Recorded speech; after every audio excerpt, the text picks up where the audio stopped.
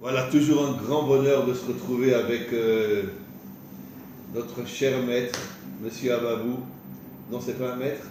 Non. Mais vous avez raison. Vous êtes un homme humble, un homme simple, un homme authentique, comme c'est marqué sur Moshe Rabbeinu. Anav Mikol Adam, c'est un guerrier qui s'est battu toute sa vie contre le mal. Et un homme d'une humilité. Apparemment, plus on est humble et plus on est un combattant. Est-ce que vous savez... Comme Moreno. Nahon? Moreno. Absolument. Moreno, le plus grand soldat d'Israël, qui malheureusement est mort dans la trentaine d'années.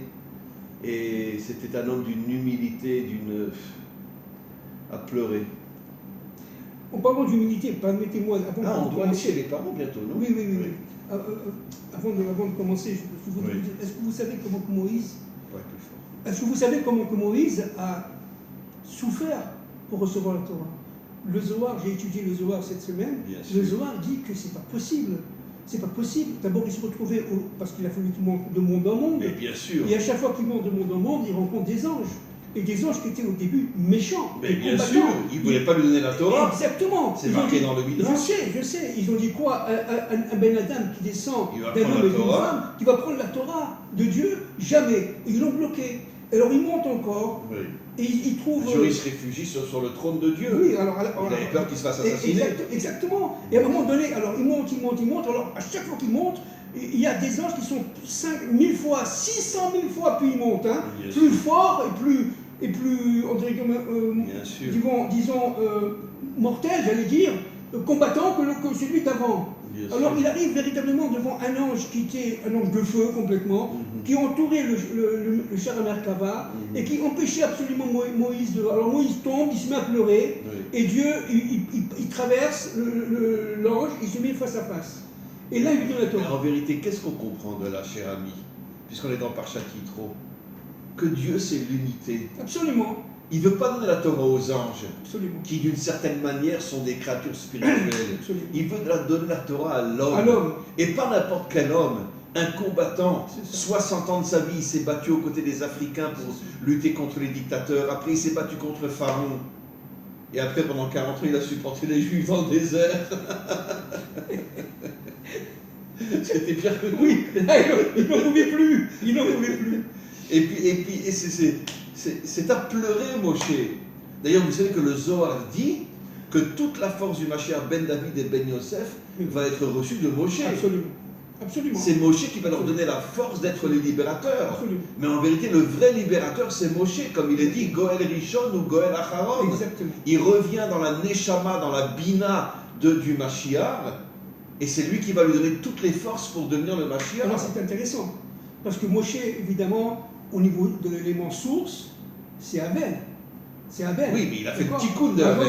Parce qu'Abel, c'était un petit religieux nul. Oui, absolument. Et il a fait le tikkun de Abel. L'élément source, c'est Abel, même s'il a fait son tikkun, sa préparation. Mais en face, qu'est-ce qu'il avait? Il avait Caïn. Caïn a tué Abel. N'est-ce pas? Alors attendez, mais maintenant, on va en parler. Et le bon côté de Caïn s'est réincarné dans Yitro. Oui, exactement. Bon, alors ça va. C'est ça. Alors, c'est-à-dire que le bon cas, ça c'est le Zohar. Le bon cas, c'est Yitro, c'est réincarné dans Yitro. Donc, on va essayer de comprendre un peu quel est le cheminement de Yitro et qu'est-ce qui s'est passé d'abord entre Caïn et Abel. Parce que de ce combat entre deux frères. Abel n'arrêtait pas d'insulter son frère Caïn. Absolument. C'est pour ça que son frère l'a tué, il n'en pouvait plus. Oui, absolument. Espèce d'animal, tu travailles, moi je suis avec Dieu.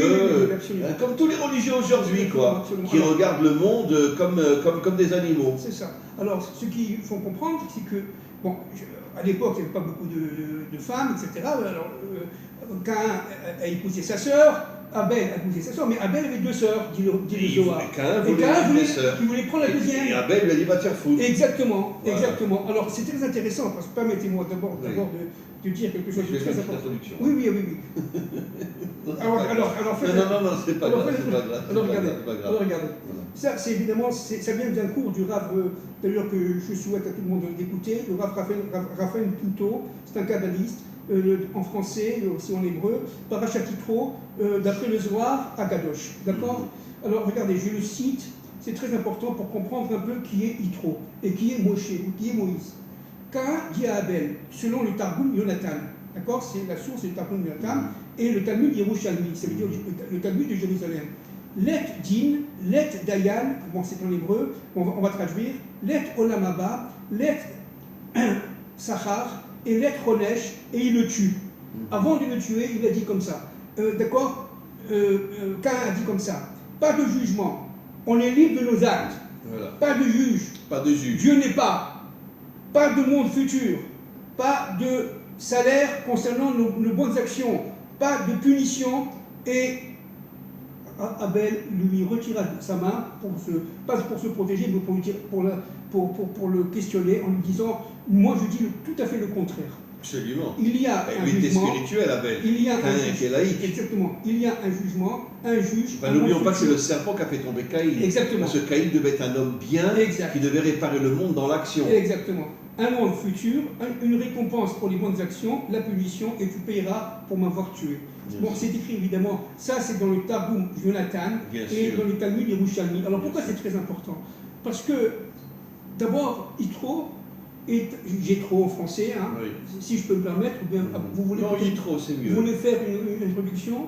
Je vais faire une introduction après. Bon, Jétro était, si vous voulez, la réincarnation du bon côté De de Caïn. Caïn, et donc il a fait toutes les réparations qu'il fallait. Parce qu'en vérité, le serpent n'est pas arrivé à casser le bon côté de Caïn. Exactement. Il est arrivé à le À déconnecter. déconnecter. Exactement. C'est toujours comme ça. Exactement. On est déconnecté de notre bon côté. Exactement. Voilà. Exactement. C'est ça le laïc. Exactement. Mais- Parce qu'un laïc peut être un homme formidable, exactement. aussi un homme bien. Absolument. Absolument. Regardez, ce qui est extraordinaire.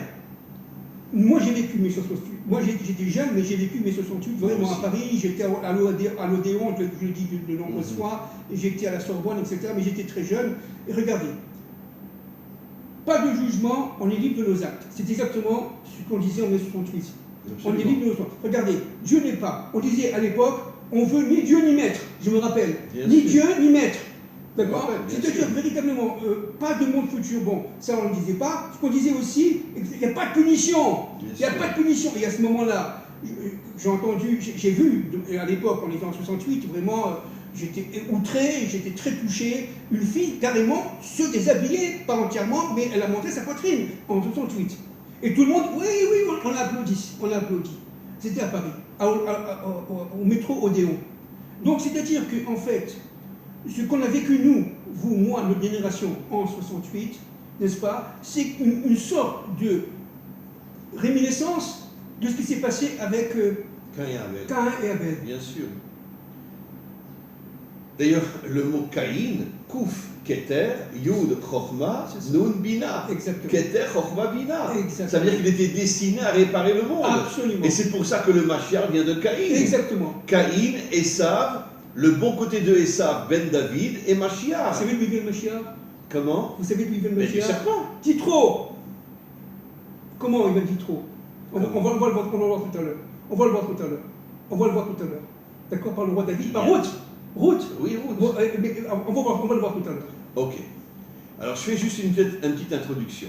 D'accord? Quand on voit la vie, l'histoire de Moshe, il se fait récupérer à l'âge de 3 mois par la fille de Pharaon. Il est éduqué par elle. Au départ, c'est une non-juive. D'accord? Bien que plus tard, elle se convertira, elle épousera le chef de la tribu des Yehuda, elle va quitter l'Égypte, mais au départ, c'était une non-juive. Après, quand il entend que, parce que la fille de Pharaon avait fait croire qu'elle était enceinte et qu'elle avait accouché de Moshe, d'accord, elle ne voulait pas dire qu'elle était juive, bien sûr. Mais après, quand il a tué un Égyptien, Elle l'a protégé tout le temps. voilà, elle a toujours protégé. Mais quand il a tué un Égyptien, Pharaon a compris, grâce à tous les gens qui l'entouraient, les sorciers, les magiciens, que finalement, Moshe était juif. Il a voulu le décapiter. Moshe est arrivé à s'enfuir. Après, il a vécu 60 ans avec des Africains non-juifs pour les aider à se battre contre leur dictateur. Après, à l'âge de 80 ans, bon, il a d'abord épousé une Africaine. À l'âge de 80 ans, il épouse la fille du plus grand idolâtre de l'époque, Yitro, qui était un grand idolâtre, Tzipora. Mais c'était quelque chose absolument incroyable. Toute la vie de Moshe, c'était avec des goïms. Alors, si je peux me permettre, Oui. il y a quand même des commentateurs qui disent que la vie de Moshe, c'est 3 fois 40. Oui, Hein, 40 ans en tant qu'Égyptien à la cour, absolument. 40 ans avec Yitro, Mhm. et quand, dans les premières 40 années, il y avait un certain nombre d'années en Afrique. Parce qu'il était, si vous voulez, il a fait l'école militaire, on dirait en français. Absolument. Hein, c'était un genre d'officier. Oui, il y en a qui supérieur. disent que finalement, Voilà. il est parti, avant de partir en Afrique, il est parti à Midian. Voilà, exactement. Absolument. Exactement. Il y a des commentaires qui le disent. Mais en tous les cas, quoi qu'il en soit, quel est le message qui se cache derrière le fait que Moshe, qui est celui qui nous a donné la Torah, qui est le maître d'Israël, Moshe Rabbeinu, c'est le seul qu'on appelle Rabbeinu, notre maître. Toute sa vie, il l'a passé avec des goïms, sauf les 40 dernières années, mais n'oublions pas qu'il a aussi amené le Erev Rav dans le Ham Israël. Pourquoi? Parce que Moshe veut nous faire comprendre la chose suivante.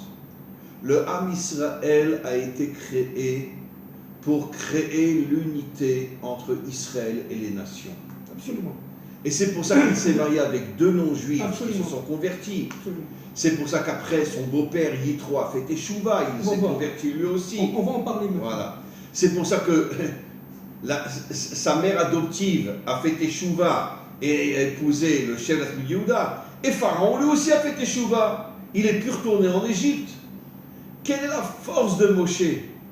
De ramener les non-juifs à la Torah. Exactement. Voilà. Exactement. C'est à pleurer. D'ailleurs, Derech Agav, le rabbi de Lubavitch, quand il distribuait le dollar le dimanche, beaucoup de non-juifs passaient devant lui. Et il les respectait. Il ne leur disait pas non, vous n'êtes pas des juifs, allez vous faire voir. Il les respectait. Il y avait beaucoup de noirs aussi qui passaient devant lui. Et il les respectait, il leur donnait le dollar, etc. Et d'ailleurs, beaucoup de Lubavitch disent, et je le crois, que Moshe Rabbeinu s'est réincarné dans le rabbi de Lubavitch. C'est pour ça que le rabbi de Lubavitch n'est jamais venu en Israël. Jamais. Comment c'est possible? Parce qu'il savait que Moshe ne pourrait rentrer en Israël qu'à l'époque du Mashiach. Vous vous rendez compte qu'il n'est jamais venu en Israël, alors qu'il avait des dizaines de milliers de Chabadnikim ici en Israël? Parce qu'il savait dans son intériorité qu'il n'a pas le droit de venir en Israël jusqu'à la venue du Mashiach. C'est ce que Hachem a dit à Moshe, d'accord? Parce que Moshe revient à la fin des temps. Voilà, Goël Rishon, Goël Acharon. Exactement. Et Moïse rentrera en terre d'Israël à la fin des temps de l'histoire. Absolument. Absolument. C'est marqué explicitement dans le Absolument. Torah. Absolument. Absolument. Absolument. Voilà. Donc, encore une fois, pour conclure, il faut comprendre, mes amis, et 99% des Juifs ne veulent pas l'accepter, d'accord? Toute l'histoire de Moshe, c'est en vérité l'accomplissement de la volonté de Dieu d'unir Israël et les nations. Absolument. Et c'est pour ça que Moshe a épousé 2 non-juives, avait une mère adoptive qui était non-juive, avait un beau-père qui était non-juif aussi. Mais comment c'est possible? Éléazar, fils de Aaron Oui. et de Bathsheba, a épousé la seconde fille, Bien la sûr. cadette de Yitro. Et il a eu Pinchas. Il a eu Pinchas. Bien de sûr. Pinchas descend Eliaou. C'est-à-dire que le prophète Élie descend de Jéthro. Je ne sais pas si on se rend compte. Mais Le c'est- prophète c'est Élie, fabuleux. des gens, d'ailleurs, Beyrouth, elle vient de mais bien sûr, on va Moab. en parler de ça. Et donc, qu'est-ce qu'on Bien sûr, comprend bien de sûr, là? C'est fabuleux. On comprend de là ce que 99% des Juifs ne veulent pas accepter. Nous n'avons pas été créés pour être le peuple élu. Et c'est le peuple élu. On a été créés pour créer l'unité entre Israël et les nations, et entre les nations elles-mêmes. Absolument. C'est pour ça que nous existons. Absolument. Et aujourd'hui, la majorité des Juifs ne veulent pas l'accepter. Jéthro avait un fils qui s'appelait Tzipor. D'accord? Oui. Tzipor s'est marié, il a eu un enfant qui s'appelait Balak. Et lui, il est Balak parti. ben Tzipor. Balak n'a pas voulu la conversion, il s'est battu. Il est parti avec Bilam. Il est parti avec Bilam pour former Amalek. Bien D'accord? sûr. Bon, Parce que maintenant, Bilam et Amalek, ça forme Amalek. bien sûr. Mais d'où vient Ruth? C'est l'arrière-petite-fille de Balak. Par Eglon, parce que. Ah, mais bien sûr, sûr. parce que Eglon, Mais c'est le bien- fils de Balak. Donc, mais Ruth vient de Yitro. Bien sûr, Ruth Oh là vient de là. Yitro. Oh, quelle merveille, j'ai jamais pensé à ça. Mais bien sûr, Ruth vient de Yitro. Mais bien sûr, puisqu'elle est une descendante de Balak, Mais bien sûr. qui était roi de Moab. Mais évidemment. Oh là là. Je ne sais pas si on bien se rend sûr. compte que donc le Mashiach ben David descend d'Yitro. Maintenant, vous comprenez? Oh, qu'est-ce que c'est beau. C'est fou. Oh, qu'est-ce que c'est beau. C'est fou. Alors, vous comprenez? Maintenant, on comprend pourquoi c'est à pleurer. J'allais le dire, mais j'ai oublié. Pourquoi la paracha du don de la Torah ne s'appelle pas Moshe? Mais bien sûr. Pourquoi elle s'appelle Yitro? Mais vous avez compris. Mais pour nous faire comprendre justement que le Mashiach vient de Yitro. Parce que c'est le tikkun, la réparation de Caïn qui est en cause, en Bien jeu. Vous sûr. comprenez? Oh là là. Et Caïn devait être un homme Et extraordinaire voilà. que le serpent a fait Et tomber. voilà. Et Yitro a commencé à récupérer Et voilà. Caïn. Et c'est ça. Et le Mashiach, c'est le Gilgoul de Caïn. Le Mashiach, c'est le Gilgoul de Caïn. Exactement. Oh là là là Exactement. là là là là. Le roi David aussi, le Gilgoul par route de Caïn. Donc maintenant, De comprends Yitro. pourquoi cette paracha du don de la Torah s'appelle Yitro. Pour nous faire comprendre que la Torah n'a pas seulement été donnée à Israël, elle devait être donnée aux 70 nations adamiques. Absolument. Et les dictateurs ont refusé. Absolument. Maintenant, vous comprenez, permettez-moi quand même de revenir un peu, un tout Oh, petit c'est peu magnifique. au niveau de Bereshit. On va essayer de comprendre ensemble ce qui s'est passé. Adam Arishon c'est à la fois l'universel, donc les 70, le code 70, les 70 peuples, l'universel plus Israël. Ça fait 70 plus 1, 71. D'accord? Et Dieu Et 72 12 précède. précède. Ah, tout à fait juste. Maintenant, le 71, qu'est-ce qui s'est passé? Le Zohar dit une chose extraordinaire. Il dit que, en fait, Adam Arishon est parti, est descendu, parce qu'Adam Arishon c'était un homme spirituel, c'était un être spirituel. Au départ. Il était plein de lumière. Son corps était un corps de lumière. Plein de lumière. Maintenant, il y avait le Kéter qui était très très lumineux, etc., etc. La terre, le Kéter, etc. Tout son corps était plein de lumière, d'accord? Maintenant, qu'est-ce qu'il a fait? Israël faisait partie de son corps. Il faisait un avec Israël. C'était l'unité entre Israël et 70 nations. Avant la faute. Absolument. Où il y a eu la séparation. Alors, qu'est-ce que c'est que la faute? Comme il y a eu la séparation entre Adam et Ève, il y a eu la séparation entre les 70 nations et Israël. Alors, qu'est-ce que c'est que la faute? Maintenant, on a compris. C'est quoi la faute? C'est c'est le manque d'unité. Oui, c'est la destruction de l'unité. Qu'est-ce qui s'est passé? Il s'est passé qu'en fin de compte, comme Adam Arishon, avec Israël, avec Hachem, formait le Chesed 72, il a voulu sauver les restants de l'humanité qui ne faisaient pas partie d'Adam Arishon. Il est tombé jusqu'au monde d'Assia. Et là, la matière. Et là, il est tombé. Pourquoi il est tombé? Parce qu'il a entraîné en tombant. C'est ça la faute de sa foi. En tombant par le plaisir, etc. Qu'est-ce qui s'est passé? Il s'est passé qu'en fin de compte, toutes les âmes juives qui faisaient partie d'Adam Arishon sont tombées aussi. Donc il a fallu faire. Et c'est pour ça qu'il y a eu l'esclavage en Égypte. Exactement. Pour se réveiller. Exactement. Il n'y a eu que 20% qui s'est réveillé. Exactement. C'est la souffrance. Grâce à la souffrance d'Égypte, n'est-ce pas? Et pourquoi aujourd'hui l'humanité tout entière c'est des moutons et des esclaves? Voilà, maintenant. Pour se réveiller, comme il est dit, Yerida, l'Etzorer Aléa. Tu descends pour remonter. Exactement. Maintenant, pourquoi Yitro, on va en parler, on va parler après du personnage de Yitro. Pourquoi Yitro a demandé tout simplement à Moïse de faire une sorte de révolution juridique en disant attends, tu ne peux pas tout faire. Prendre des juges. Etc. Prendre des juges, et tu vas faire une décentralisation. C'est-à-dire, chaque région aura son rabbinat, etc. Jusqu'à toi, pour les cas les plus difficiles. C'est toi qui les traiteras. C'est toi qui les traiteras. Bon, on est d'accord, n'est-ce pas? Maintenant, qu'est-ce qui s'est passé? Alors, le Harizal dit une chose absolument incroyable.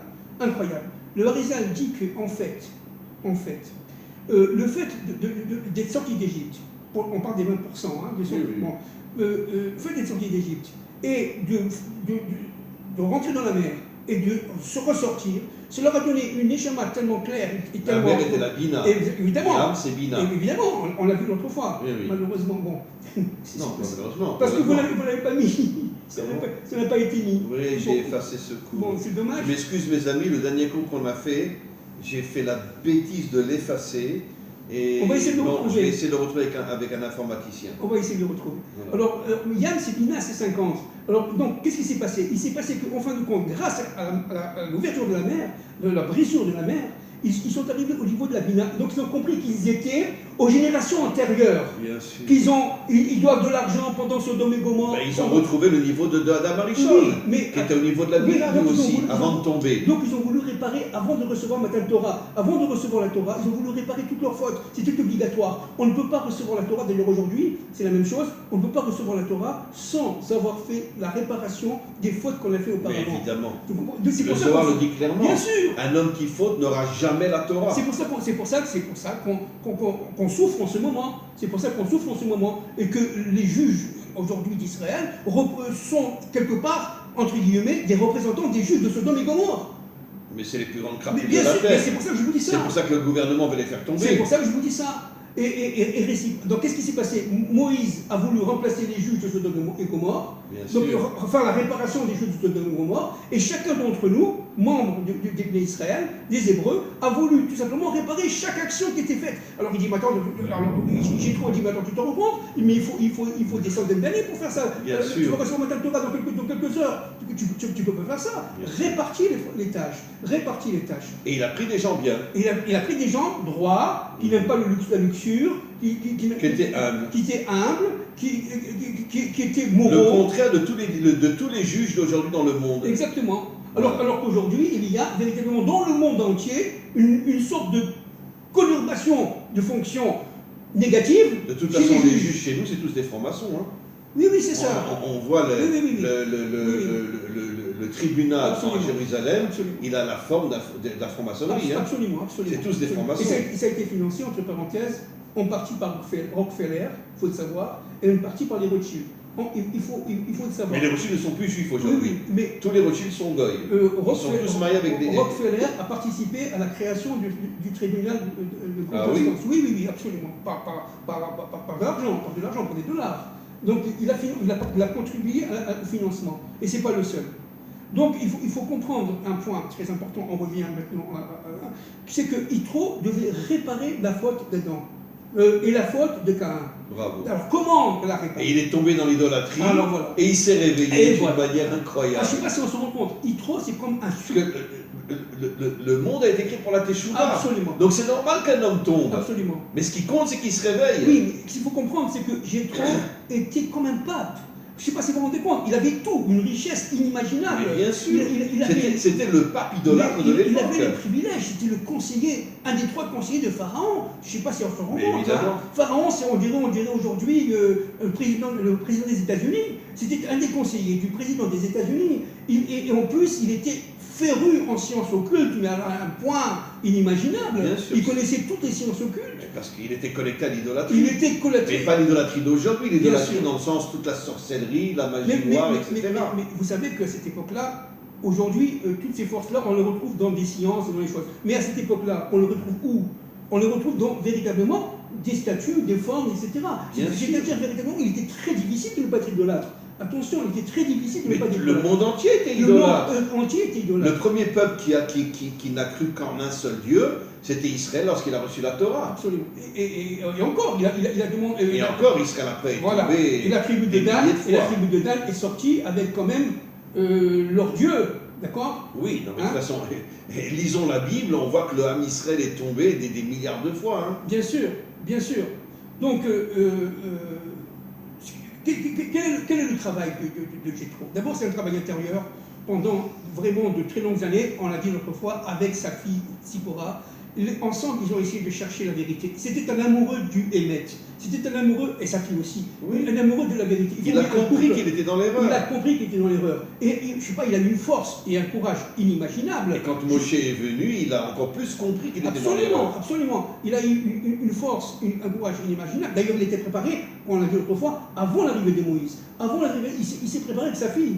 Dieu l'a préparé avant. Oui, il avait abandonné son poste encore avant l'arrivée de Moïse. Absolument. C'est ce que Rachid dit. Absolument. Absolument. Il a pris le bâton qui était chez Pharaon, qui était le bâton d'Adam Rishon, qui était repris par Abraham, après par Israël, Jacob, etc., après Joseph, et de Joseph, et c'est parti et ce bâton-là, évidemment, c'est le Vav. On va en parler du Vav, d'ailleurs. L'unité. On va parler du Vav tout de suite. Vavachibour. On va parler du Vav tout de suite, d'accord? Et donc, ce qui est très important, c'est que Yitro a pris ce bâton, ça veut dire ce Vav, l'a mis dans son jardin. C'est-à-dire qu'en fin de compte, et quand Et Moïse... Moshe le prendra après. Et quand Moïse a vu le bâton, il a dit il y a quelque chose qui était très fort, énorme. Bien sûr. Énorme, il a compris. Il a compris. Il a compris que C'est-à-dire Yitro voulait l'unité. Exactement. Yitro cherchait la vérité. Il cherchait le Emet. Et la vérité, c'est l'unité. Alors, d'ailleurs, la preuve, Emet, c'est ça. Aleph, Exactement. Yud d'en haut, Yud d'en bas, Vav Achidour, qui unit le monde en haut et le monde en bas. Absolument. C'est quoi la vérité? C'est l'unité. Absolument. La vraie vérité, c'est l'unité. Absolument. Absolument. Emet, c'est du Aleph au Tav. Ça veut dire toutes les lettres. Toutes les lettres de l'alphabet. Toutes les lettres. C'est extraordinaire. C'est de la folie. Donc, alors, maintenant, Yitro donc a travaillé énormément, il a rencontré Moïse, etc. Il a fui Pharaon. Vous savez qu'il a été recherché, condamné à mort. Yitro a été condamné à mort par Pharaon, n'est-ce pas? Bien sûr, quand il a quitté Pharaon. Quand il a quitté Pharaon. C'était un de ses conseillers. C'était un de ses conseillers. Et Pharaon l'a mis à mort. Donc il s'est caché, il est parti à Midian, etc., etc. Et ce qui est très important, c'est que Yitro avait, bon, il y en a qui disent qu'il avait 10 noms, 10 prénoms, et il y en a qui disent qu'il avait 7 prénoms. Par exemple, il s'appelait des prénoms que personne ne connaît. Kin, d'accord? Hovav, ça tout le monde connaît ça. Poutiel, mais bon, je ne dis pas tous parce qu'il y en a beaucoup, il y en a 7. Et il s'appelait aussi Yeter. Écoutez-moi bien, quand Yitro a rencontré Moïse au bas de la montagne, il s'appelait Yeter, d'accord? Dans le mot Yeter, vous avez le Yud, vous avez les 3 lettres de route, dit le Zohar. Bien sûr. Vous comprenez? Ça veut dire qu'il portait en lui le Mashiach ben David. C'est fou, c'est fou. Et quand il a fait la circoncision, excusez-moi de vous interrompre, mais on voit que le Mashiach ben David ainsi que David ne viennent pas du peuple juif à 100%. Oui. Ils viennent aussi de Goïm. Il vient du code 71, ce sont 10 plus 1. Il vient de l'unité entre les 70 nations adamiques et Israël. Exactement, c'est exactement ça. Le Mashiach, c'est le point de l'unité entre les nations et Israël. On parle des nations adamiques, bien entendu. Bien sûr. Et on parle des Hébreux. Maintenant, ce qui s'est passé... D'ailleurs, la guerre de Gog, je l'ai vu dans le Zohar, Gog ne va pas s'attaquer uniquement à Israël, il veut s'attaquer à tous les adamiques dans le monde entier, bien sûr. Pour les détruire et que ne reste que des créatures bien sûr. animales. Mais c'est pour ça qu'on est en train de présenter maintenant des insectes dans la farine. Dans la farine et dans le pain. Et quel est le message? On vous transformera en animaux. Parce qu'on veut, comme on l'a dit autrefois, on veut augmenter le nefesh habémi de l'homme de manière à ce qu'il soit un animal. Mais c'est ce que dit le Balatania. Voilà. Quand l'homme déconnecte son âme animale de son âme divine, il devient un animal. C'est ça. C'est ça. Ça veut dire que même s'il a une forme humaine, c'est un animal. C'est exactement ça. C'est exactement ça. Donc, ce qui s'est passé, c'est que d'abord, Aaron a circoncis, dit le Zohar, Yitro. Il est devenu circoncis, Yitro, ils ont fait le repas. D'ailleurs, le repas, chez nous, les Tunisiens, on le fait jeudi soir à la paracha Béchalar. La Seudat Yitro, c'est la Seudat de la Brit Mila d'Yitro. Chez nous, les Marocains, c'est le couscous le vendredi soir. Bon, il a fait la Brit Mila d'Yitro. Écoutez-moi bien. Écoutez-moi bien. J'ai peur de me tromper. Qu'est-ce qui s'est passé? Ils lui ont donné le Vav de Yeter, ils ont enlevé le Yud. Le Yud, ils l'ont donné à qui? À Yeshua ben Nun, parce qu'avant il s'appelait Oshéa. Comprenez? Il a donné le Yud à Yeshua ben Nun, et il s'appelait Yitro. Alors qu'est-ce que c'est que ce Vav? Alors ce Vav, c'est l'unité, c'est Tiferet entre le ciel et la terre. Et entre les peuples. Et maintenant, regardez, ça ne savait pas de moi, je ne savais pas vraiment. Ça vient du Rav Raphaël Pinto. Dans son dernier cours qu'il a donné, je l'ai entendu il y a quelques jours sur YouTube.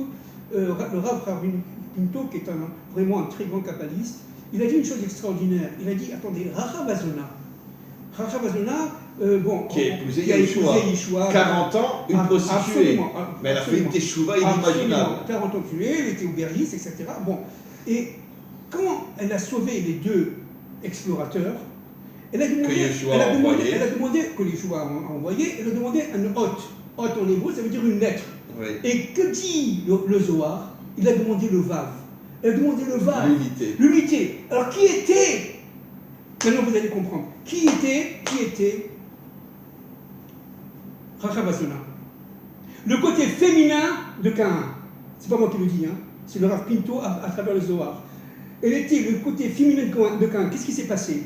Quand Caïn a fait la faute, il a tué son frère, il a été gracié par le tribunal d'en haut, vous savez. Bon, il a fait un corban qui n'était pas accepté par Hachem, entre parenthèses, parce que Caïn, quelque part, à ce moment-là, il était égyptien, il a fait avec du lin. Ça, c'est, hein. Donc, vous savez que le lin, c'est très... Non, on ne mélange pas le lin et la laine. Exactement, c'est très connu, et c'est très connu, c'est que le lin égyptien est de très, très, très bonne qualité. Il est très cher. Ouais. Même aujourd'hui, le lin égyptien est de très, très bonne qualité. Ils ont beaucoup de lin en Égypte? Je ne sais pas aujourd'hui s'ils font du lin, je ne sais pas si c'est rentable, mais il n'empêche que le lin est d'origine égyptienne, il est de très bonne qualité. Maintenant, Avel a fait un korban, un sacrifice qui a été accepté par Hachem. Maintenant, par ce jugement, le Rav Pinto dit une chose extraordinaire. Il dit que par ce jugement, Caïn avait très très peur des animaux. Pourquoi? Parce que les animaux savaient que Caïn est tombé de niveau spirituel et donc ils vont l'attaquer. Alors, et le Zohar dit que l'animal n'attaque qu'un homme qu'il voit animal. Exactement. Mais s'il voit un homme qui est un être humain authentique, il n'attaque pas. Exactement. Exactement. Il le respecte. Il le respecte. Absolument. Alors qu'est-ce qu'il a fait Dieu? Il a mis dans son front un vav. Il l'a mis dans son front. C'est écrit dans le Zohar. Il a mis dans son front un vav. Mais c'est très important parce que ce vav, on le retrouve chez Yitro. On le retrouve aussi chez Rahavazona, qui a demandé la lettre. C'est quelle lettre qu'elle lui a demandé? Vav. Elle demandait vav. Et à ce moment-là... Qui est la lettre de l'unité. Exactement. Et à ce moment-là, Yeshua Benoît a dit, je l'épouse. Parce que c'est une femme... 40 ans une prostituée, voilà, qui passait tous les jours avec je ne sais combien d'hommes. Voilà. Elle a fait une teshuva inimaginable au point que l'élève le plus grand de Moshe Rabbeinu dit, je vais l'épouser. Absolument. Et maintenant, vous savez qui c'est Tzipora? Préparez-vous. Préparez-vous. C'est un truc de fou. Son frère s'appelle Tzipora. Elle s'appelait Tzipora. Qui c'est Tzipora? Puisque Jéthro, c'est Caïn, le bon côté de Caïn. Qui c'est Tzipora? C'est la fille qui a été prise par Caïn, alors qu'elle appartenait à Avel. À la sœur de Avel. À la sœur de Avel. Qui l'a pris de force. Exactement. C'est Tzipora. C'est pour ça qu'il a fait la réparation. Yitro a rendu sa fille, vous comprenez, qui est devenue la femme d'Avel. Donc, qu'est-ce qui s'est passé? Moshe, qui descend d'Avel, a reçu sa femme, qui normalement aurait dû être sa femme au début de l'humanité. Mais oui, puisque Moshe est un descendant d'Avel. Enfin, c'est le tikkun, c'est la réparation de Avel. Donc, les deux enfants, donc il est épousé de Tzipora. Donc les deux enfants, Gershon et Eliezer, auraient dû naître autant de Avel et de Caïn. Ils sont nés autant de Moïse. Quand Avel a récupéré sa sœur. Quand Avel a récupéré sa sœur. Donc, c'était pas sa sœur, mais disons qu'à l'origine, c'était sa sœur. C'était sa sœur. Donc, vous comprenez, donc vous voyez bien que Moïse et Yitro étaient frères. Moïse et Yitro étaient frères. Caïn et Avel, ils étaient frères. Et Moïse l'avait vu. C'est un truc de fou. Ça, c'est un truc de fou. Pourquoi? Parce que c'est la réparation, tout simplement. C'est fou. C'est la réparation d'un maréchal qui est en train de se faire. Et on est obligé, avant de recevoir la Torah, on est obligé d'arriver à ce niveau-là. Donc c'est pour ça qu'il faut... C'est-à-dire qu'en vérité, comme vous le dites, Yitro et Avel, et Yitro et Moshe, c'est Caïn et Avel. Exactement. Et en vérité, c'est le début de la réparation de la faute de Adam. Absolument. Qui se terminera avec le Mashiach. Absolument. Et le Mashiach qui descend lui-même de Jéthro. Mais évidemment. Vous comprenez? Non, mais le Mashiach descend de Caïn aussi. De Caïn. Caïn et Esav. Mais évidemment. Mais évidemment. Mais bien sûr. Bien sûr. Bien sûr. Et donc regardez comme l'universel et Israël sont reliés complètement. Complètement. Maintenant, mais au départ, Israël et les 70 nations devaient être ensemble. Absolument, avant la faute. Et la faute a tout cassé. Exactement. Mais ils étaient ensemble. Ils étaient ensemble jusqu'à la faute. Et le Mashiach va reconstruire l'unité entre Israël et les 70 nations adamiques. Ce qu'on commence à voir aujourd'hui. Absolument. On commence à voir aujourd'hui un réveil chez les adamiques, mais inimaginable. Le réveil de l'or à Ganouz, c'est de la lumière intérieure. Absolument. Et c'est ça qui s'est passé avec Yitro. Parce qu'en ayant la Brit Mila, on l'appelait Yitro. Il a reçu le Vav, il était capable de faire le lion entre la Malchoute et la Bina. Mais bien sûr. Vous comprenez? Partie ferrette. C'est complètement fou. C'est complètement fou. Donc, est-ce que vous vous imaginez que Ereskiel, un avis, descend d'Yitro? Ereskiel descend d'Yitro? Oui, monsieur. Pourquoi? Parce que il y a une femme qui a eu, je crois que c'est Rahabazona, mais je ne suis pas sûr, que Dieu me pardonne, je ne suis pas sûr. Elle a eu 8 prophètes et 8 rois. c'est écrit dans les Zohar. 8 prophètes, avec Yoshua. Avec Yoshua. Mais je ne suis pas sûr, j'ai peur de me tromper. Je demande à tout le monde pardon, j'ai peur de me tromper du personnage. Que Dieu me pardonne, pardon. Mais si je ne me trompe pas, elle a eu 8 rois et 8 prophètes. Parmi ce prophète, Ereskiel ben Bouzi est descendé de, si je ne me trompe pas, de Rachabazona. Si je ne me trompe pas. Vous vous rendez compte ce que ça veut dire? Et c'est un immense prophète. C'est un immense prophète. C'est un immense prophète. Qu'est-ce que ça prouve? Ça prouve que quand quelqu'un fait Teshuvah, nos maîtres nous disent qu'un Baal Teshuvah est plus grand qu'un tzaddik. Parce qu'il transforme le mal en bien. Alors que le tzaddik reste dans le bien. Il transforme le mal en bien. Et comme on l'a souvent expliqué, le Mashiach ne sera pas un tzaddik. Ça sera au départ un Baal Teshuvah. Absolument. C'est évident puisqu'il doit être plus grand qu'un tzaddik. Absolument. Mais vous, je ne sais pas si on s'en rend compte. Est-ce que vous vous imaginez aujourd'hui le pape, parce que Yitro c'était comme le pape, dire aujourd'hui, je reconnais la Torah d'Israël comme étant la vraie Torah, je reconnais le Dieu d'Israël, c'est ce qui s'est passé. Qui le pape a dit ça? Non. Imaginez-vous que Yitro. Imaginez-vous par rapport à Yitro, évidemment, que le pape aujourd'hui, parce que Yitro c'était comme un pape à cette époque-là, oui. Imaginez-vous que Yitro aujourd'hui dit je reconnais en tant que pape, ou en tant qu'archevêque, je ne sais pas quoi, je reconnais que la Torah d'Israël est une, que Dieu d'Israël est le maître de l'histoire, et que c'est de la folie. Ben, vous savez, je l'ai déjà dit 1000 fois, mais vous savez que bon, moi j'étais très très lié avec le chef prieur de la basilique Saint-Pierre au Vatican, Don Alberto, qui quand il a découvert mes cours, il est venu me voir plusieurs fois en Israël. Vous savez quelle est la dernière phrase qu'il m'a dit? Il m'a dit à voix basse. Le chef prieur, celui qui organise toutes les prières dans la basilique Saint-Pierre du Vatican, il m'a dit, Rav, vous savez, j'ai beaucoup réfléchi. Je ne suis pas sûr que Jésus était le Fils de Dieu. Mais vous imaginez, c'est ça. Celui qui organise toutes les prières dans la basilique Saint-Pierre du Vatican, il me dit, Rav, je ne suis pas sûr que Jésus était le Fils de Dieu. Il ne m'a pas dit, je suis sûr qu'il n'était pas, mais il m'a dit, je ne suis pas sûr qu'il était le Fils de Dieu. Vous imaginez un type qui est rentré au Vatican à l'âge de 17 ans, et quand moi je l'ai connu, il avait 86 ans. Yitro est un individu qui a fait un parcours intérieur inimaginable. Il est arrivé au niveau de la crainte de Dieu, par schéma. Ishma, Yitro.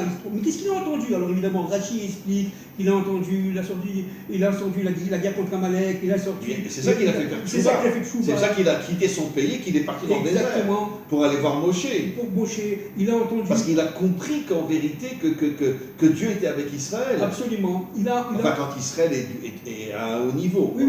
Il a entendu évidemment que l'ouverture de la mer des joncs, la mer Rouge, la pression de la mer, il a compris vraiment des choses. Mais comment il a compris tout cela? Parce qu'il a fait son travail intérieur, il a enlevé toutes les clipotes. Un homme extraordinaire, toutes les clipotes. Et donc il est devenu tout simplement un homme saint, et à partir de ce moment-là, il est arrivé au niveau de la crainte de Dieu. C'était le bon côté de Caïn. Ouais, exactement, il est arrivé, exactement. L'intériorité de Caïn. Il est arrivé au niveau de la crainte de Dieu. La crainte de Dieu, qu'est-ce que c'est? C'est pas le fait j'ai peur, mon Dieu, ça c'est pour les petits bébés. Qu'est-ce que c'est la crainte de Dieu? C'est de se sentir tout petit, humble, anave, devant la grandeur de Dieu. Que la crainte de Dieu, je ne crains que Dieu. Exactement. Je n'ai peur de personne. Exactement. Je ne crains que lui. Exactement. Pourquoi? Parce qu'on sait qu'il est partout et tout a été créé par lui. Absolument. Donc tout le reste, ce n'est que des instruments et des intermédiaires. C'est tout. Rien du tout. Il est seul ou les vados. Mais arrivé à ce niveau-là, mais attendez, c'est très très fort. Pour un goy, n'oubliez pas que Yitro est un converti. Et Jéthro est un converti. Donc il ne faut pas oublier que le travail qu'il a fait avec sa fille, n'est-ce pas, c'est d'arriver au niveau de la crainte de Dieu. Et maintenant vous allez me dire, mais alors pourquoi il est par ici? Parce que, qu'est-ce qui s'est passé? La crainte de Dieu est liée à l'ouverture de la mer Rouge, bon ça vous le savez mieux que moi, Ish Milchama, d'accord, Ish Milchama, mais si vous voulez, le don de la Torah, c'est le chesed, c'est la miséricorde, la rachmanout de Dieu, d'accord? Maintenant, comment ça se fait que l'amour de Dieu, comment ça se fait que Yitro n'est pas resté au don de la Torah, il est parti avant? Alors je vais essayer de vous expliquer. Parce qu'il voulait ramener sa famille. Oui. Mais il voulait ramener sa famille. Il aurait pu écouter les 10 commandements et partir après. Oui. D'accord? Non, il est parti. Bon, alors il y en a qui disent qu'il est revenu en Eretz Israël. Les Khamim ne sont pas d'accord tous. Il y en a qui disent au contraire qu'il est mort dans le désert avec sa famille. Bon, bref, tous ces enfants, sauf sauf Tsippor, se sont convertis. Balak. Tsippor, le père de Balak. Oui. Toute sa famille, sauf Tsippor, le père de Balak, se sont convertis au judaïsme, n'est-ce pas? Donc, ils sont devenus d'ailleurs de très grands Talmid Rachamim, de très bons mais ils ont siégé dans le Beddin aussi, dans le Sanhédrin. Absolument. Il y avait beaucoup de descendants de Yitro qui étaient dans le Sanhédrin. Absolument. Et ce qui est très intéressant, c'est que pourquoi il n'a pas attendu les 10 commandements? Alors maintenant, je vais essayer humblement, dans ma petite thèse, bien entendu, d'essayer de comprendre. C'est qu'en fin de compte, Yitro est lié directement aux premières tables de la loi. Aux premières tables de la loi. Yitro avait compris qu'Israël allait quelque part fauter par le veau d'or. Ce n'était pas encore le temps des nations, c'était encore le temps des Hébreux. Le temps des nations viendra à la fin des temps de l'histoire. Et à la fin du temps de l'histoire, Yitro viendra, n'est-ce pas, avec sa fille Tsippora, entre parenthèses, rencontrer Moshe et le Mashiach.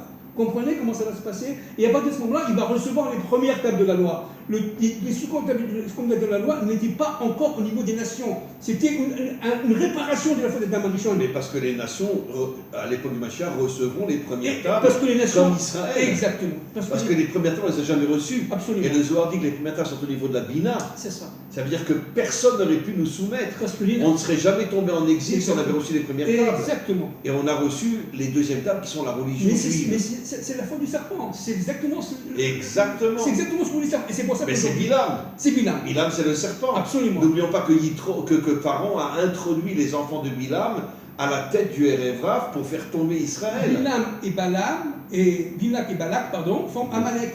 C'est les lettres Amalek. Et ça forme aussi Bilboul. Bavel, Amalek. D'accord? Bilboul, Babel. Le premier exil d'Israël, Bavel. Voilà. C'est-à-dire qu'en fin de compte, à la fin des temps, les forces de Babel vont revenir, n'est-ce pas, par Nimrod, et elles vont être jugées. Vous comprenez? Alors, ce qui est très important de comprendre, c'est que ce qui est en jeu aujourd'hui à notre génération, c'est le retour de Moïse, le retour évidemment donc du Mashiach ben David, le retour de notre père, le Mashiach ben Yosef, le retour de Abraham, Isaac, Jacob évidemment, mais aussi le retour de Ruth, de Tsippora, de Yitro, des enfants d'Yitro, de Yereskel ben Bouzi, qui descend de Rachabazona, si je ne me trompe pas, je ne sais pas si on s'en rend compte, c'est-à-dire véritablement l'universel reconstitué. Bien sûr. Et c'est pour ça que le Hari Hazal dit que juste avant la délivrance, tous les dictateurs bibliques reviennent à la tête de toutes les nations. Exactement. Et donc il y aura ce conflit, ce combat entre le vrai Israël et les dictateurs bibliques qui reviennent à la tête des nations. C'est pour ça. Alors qu'est-ce qu'il va faire? Que vont faire les nations? Non seulement elle veut détruire Israël, c'est ce qu'on vit aujourd'hui. Et les Bnei Adam. Mais en plus elle veut empêcher la jonction entre Adam Rishon et sa femme, c'est-à-dire entre Israël et les nations. Entre Israël et les nations, évidemment. Et c'est tout le problème. Et c'est tout le problème. Évidemment. Et c'est tout le problème. Ève représente plus les 70 nations. Absolument. Et Adam représente Israël. Absolument. Et c'est l'union dans le couple, c'est l'union entre Israël et les 70 nations. Exactement. Adam, c'est l'intériorité. Chava, c'est l'extériorité. L'extériorité de Chava va rentrer dans l'intériorité de Adam. Et automatiquement, ça fait le Aleph. Le monde d'en haut, le monde d'en bas avec le Vav, et c'est la réparation du Yud en bas. Et la dimension féminine représente la Malchut, oui. Ce qui veut dire qu'en vérité, ce n'est pas Israël qui va déployer la Malchut de Dieu dans le monde, c'est les 70 nations. Absolument. C'est les 70 nations, absolument, grâce à la lumière d'Israël. C'est ça. Mais c'est les 70 nations qui vont déployer la lumière de Dieu en tant que roi de ce monde. C'est ça. Puisque c'est eux qui disent qu'Imitzion etc. ou Dvar Hashem Yerushalayim. C'est ça. Et c'est grâce à la Torah d'Israël. Absolument. Attention, grâce à la Torah d'Israël. Aux premières tables. Et le fait que les Hébreux revenus sur leur terre, donc c'est très important de revenir sur la terre d'Israël pour nous les Hébreux, parce que cela nous permettra de rentrer dans la Bina. Parce que c'est la seule terre qui est directement connectée à Dieu. Et Dieu va nous donner la connexion avec la Bina. Exactement, c'est ça. Et c'est d'ailleurs le premier qui va se connecter avec la Bina, c'est le Mashiach, qui recevra des forces surnaturelles, qui fera que tous les méchants de ce monde ne pourront pas le détruire. Exactement. Est-ce qu'on se rend compte un peu de ce qui se passait? On parle de Tamar et de Yehuda, on parle de Pérez et Zéra. De Pérez sort qui? Le Mashiach. Le Mashiach, comment? Par Boaz. Boaz, qui est le mari de Ruth. Comprenez? Et de ce mariage de Ruth sort évidemment des enfants. Mais c'est complètement incroyable. Que le plus grand maître d'Israël se marie avec une non-juive. Bien sûr. Enfin, convertie. Oui. Mais au départ, la fille du roi de Églon, le plus grand ennemi d'Israël. Absolument. C'est-à-dire que lui aussi a tout compris. Absolument. Absolument. Il a compris que Israël n'existait que pour s'unir aux nations. C'est exactement ça. Et donc vous vous rendez compte, donc regardez le travail secret de Noémie. Naomi, on dit. Oui, d'accord. mais c'est de la folie. C'est de la folie. Donc maintenant, vous comprenez pourquoi c'est lié à Shavuot, au nom de la Torah. On lit le livre de Ruth. Mais bien sûr. Compris. Parce que dans le prénom Yitro, vous avez Ruth. Et dans le mot Ruth, il y a le mot Torah aussi. Bien sûr. Puisque c'est quoi Ruth? C'est les premières lettres de Torah, plus le E qui est la Malchut et la Bina. Absolument, absolument. Donc c'est incroyable. Donc, il faut que le monde qui nous écoute comprenne que nous sommes dans une période absolument charnière, une période on va vers la Troisième Guerre mondiale. Cataclysmique, certainement. On va vers la Troisième Guerre mondiale, c'est sûr. Mais il faut serrer les dents, avancer ensemble, être solidaires, avancer ensemble pour arriver à l'amour de Dieu. Pour arriver à l'amour de Dieu. Parce que qu'est-ce que c'est que le Matan Torah, qui est première étape de la loi? C'est arriver au niveau de l'amour de Dieu. Mais pour arriver au niveau de l'amour de Dieu, ça veut dire, parce que, juste un mot, vous avez encore une minute. Les 10 commandements sont reliés, sont les 10 commandements. Les premières tables. Oui, les premières tables, les 10 paroles, les 10 paroles sont, si vous voulez, séparées en deux. Si je vais très vite. Mais dans Israël, on dit voilà. Tu aimeras Hachem ton Dieu. Alors, je vais très vite, d'une manière presque tellement rapide que c'est honteux de dire ça. Mais c'est divisé en deux. Vous avez les 2 premières, d'accord, et les 10 premières paroles, et les 8 dernières, d'accord, qui suivent. Il y a une scission quelque part entre les deux. Pourquoi? Parce que tout simplement, les premières ont été reçues par tout un Israël. Certes, je suis Hachem ton Dieu, tu n'auras pas d'idole. Voilà. Ça c'est le fondement. Exactement. De la connexion avec Dieu. Exactement. Voilà. Donc c'est ce qu'a fait Jéthro, entre parenthèses, c'est ce qu'a fait Jéthro. Et donc ça, si vous voulez, c'est Dieu qui vient vers son peuple. Mais le deuxième commandement, c'est Israël qui va vers son Dieu. Et c'est un mariage. C'est un mariage. Exactement. C'est un mariage. Exactement. C'est un mariage. Et pour cela, quand on a fait ça, alors on mérite les autres commandements, les autres paroles. Et c'est ça tout le problème actuel. Ben oui, c'est pour ça que nous, par rapport à Dieu, on est la femme. Absolument. Voilà. Absolument. Voilà. Par rapport à Dieu, on est la réalisation. Parce que tout notre travail, c'est de développer la Malchut. Oui. Et le Zohar dit clairement que la Malchut, c'est la dimension féminine. Oui, mais c'est la réalisation féminine. Israël est femme, entre guillemets, de Kadosh Baruch Hu. Évidemment, entre guillemets, on ne rentre pas, Chas V'Shalom, dans les... Dieu n'a rien à voir avec le corps humain, rien du tout. Voilà. Magnifique, magnifique, magnifique. Ça a pleuré. Merci Hachem de nous donner tellement de paroles vraiment divines. Et